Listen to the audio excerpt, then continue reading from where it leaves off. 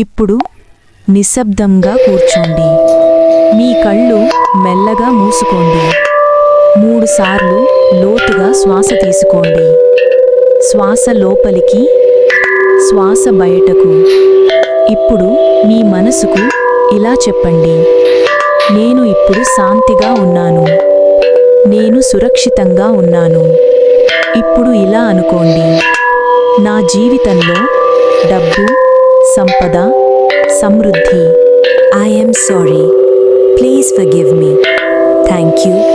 I love you. I am sorry. Please forgive me. Thank you. I love you.